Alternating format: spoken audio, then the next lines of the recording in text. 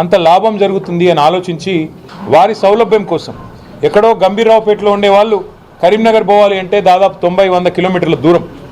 అలాంటి పరిస్థితి నుండి సన్నిహితంగా ప్రజలకు అత్యంత సన్నిహితంగా జిల్లా కార్యాలయాలు, జిల్లా అధికారులను, జిల్లా యంత్రాంగాన్ని ఇక్కడ ఏర్పాటు చేస్తే మరి మీరేమో దాన్ని తొలగిస్తాము, ఇది అశాస్త్రీయంగా ఉంది అంటే మరి ప్రజల చేతుల్లో మీకు పరాభవం తప్పదు, ప్రజల చేతుల్లో కాంగ్రెస్ పార్టీకి చావు దెబ్బ తప్పదు.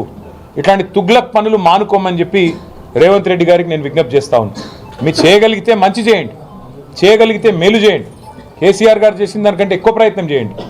మీరు చేయలేని పనులు కేసీఆర్ గారు చేసినారు.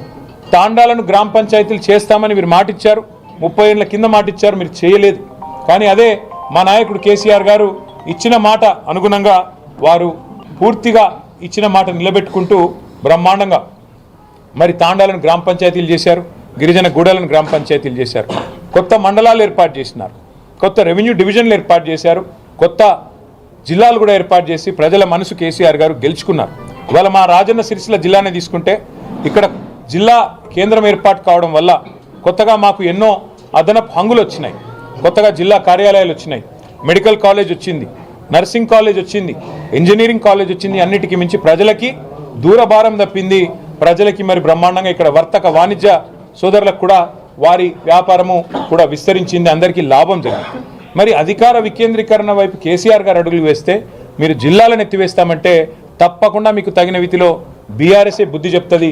ఆ పోరాటానికి మేమే నాయకత్వం వహిస్తాం. కేసీఆర్ గారి ఆనవాళ్లను చెరిపేయాలని మీరు అనుకుంటే తప్పకుండా మరి ప్రజలందరినీ కూడగట్టుకుని ప్రతిఘటనకు టీఆర్ఎస్ఏ నాయకత్వం వహిస్తుందని చెప్పి కూడా వారిని హెచ్చరిస్తూ ఈ తుగ్లక్ కార్యక్రమాలను మానుకోమని చెప్పి వారికి విజ్ఞప్తి చేస్తూ డిమాండ్ చేస్తూ మరి మున్సిపల్ ఎన్నికలకు మా పార్టీ సర్వసన్నద్ధంగా ఉంది. బ్రహ్మాండంగా ప్రతి మున్సిపాలిటీకి ఒక ఇన్ఛార్జిని కూడా పార్టీ పరంగా వేసుకోబోతా ఉన్నాం. సీనియర్ నాయకులను బాధ్యులుగా పెట్టుకున్నాం.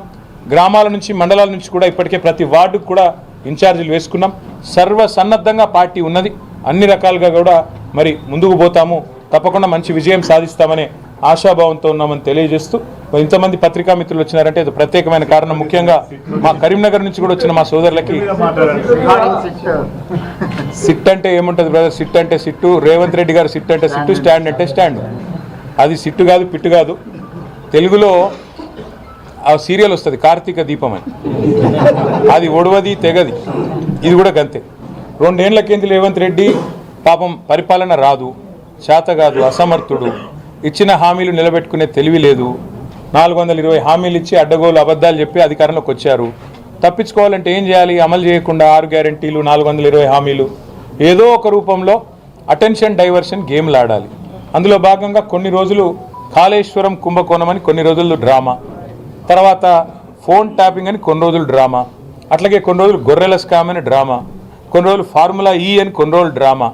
ఈ 2 ఏళ్ళు ఈ డ్రామాలు, క్రైమ్ కథా చిత్రాలు, హారర్ చిత్రాలు తప్ప రేవంత్ రెడ్డి గారి ప్రభుత్వం సాధించింది, ప్రజలకు ఇచ్చింది ఏమైనా ఉందా? దయచేసి మీరు కూడా మీడియా సోదరులు కూడా ఆలోచించాలని నేను కోరుతా ఉన్నా. ఇవాళ మమ్మల్ని మన హరీష్ రావు గారు వారి బొగ్గు కుంభకోణాన్ని బయటపెట్టినారు. రేవంత్ రెడ్డి గారి బావమరిది ఆధ్వర్యంలో ఎట్లా సింగరేణిలో బొగ్గు కుంభకోణాలు జరుగుతున్నాయి, 1000 కోట్ల కాంట్రాక్టులు అటు రేవంత్ రెడ్డి గారు ఇటు కేంద్ర ప్రభుత్వంలో ఉన్న పెద్దలు మంచిగా అదులుకొని బదులుకొని ఇద్దరు కాంగ్రెస్ బీజేపీ వాళ్ళు వారు చక్కగా దోపిడీ చేస్తున్నారో బయట పెడితే, పొద్దున బయట పెడితే సాయంత్రం కల్లా సిట్టు నోటీసు. నేను అందుకే అంటా ఉన్నా, ఇవాళ సిట్టు వేయాల్సింది ఎవరి మీద? పొంగులేటి శ్రీనివాసరెడ్డి రాష్ట్ర రెవెన్యూ శాఖ మంత్రి, వారి కొడుకు గుండాగాళ్ళని తీసుకొని పోయి భూములు కబ్జా చేస్తూ ఉన్నాడు, ప్రైవేటు భూములు. వారి మీద సిట్టు వేయండి. ఇవాళ రేవంత్ రెడ్డి గారి బావమరిది సృజన్ రెడ్డి డైరెక్ట్గా బొగ్గు కుంభకోణాలు చేస్తున్నాడని ఆధారాలతో చూపెడితే వారి మీద సిట్టు ఉండదు, ఏ విచారణ ఉండదు. కనీసం బీజేపీ వాళ్ళని ఆశ్చర్యం అనిపించింది కిషన్ రెడ్డి గారు మాట్లాడితే. ఆయన అంటున్నాడు, ఏది రాష్ట్ర ప్రభుత్వం కంప్లైంట్ చేస్తున్నట, ఈయన సిబిఐ విచారణకు ఆదేశిస్తారట. అంటే ఎట్లుందంటే ఇది పట్టపగలే దోపిడీ చేసిన దొంగ, నేను దొంగతనం చేసిన అనుభవం ఎవడని చెప్తాడా పోలీస్ స్టేషన్లో?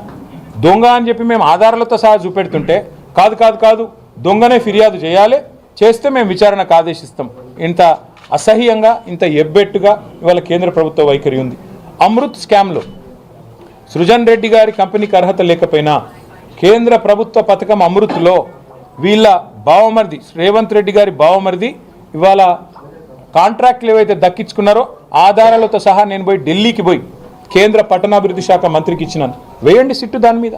అట్లాగే మరి సుప్రీంకోర్టు ఎంపవర్డ్ కమిటీ చెప్పింది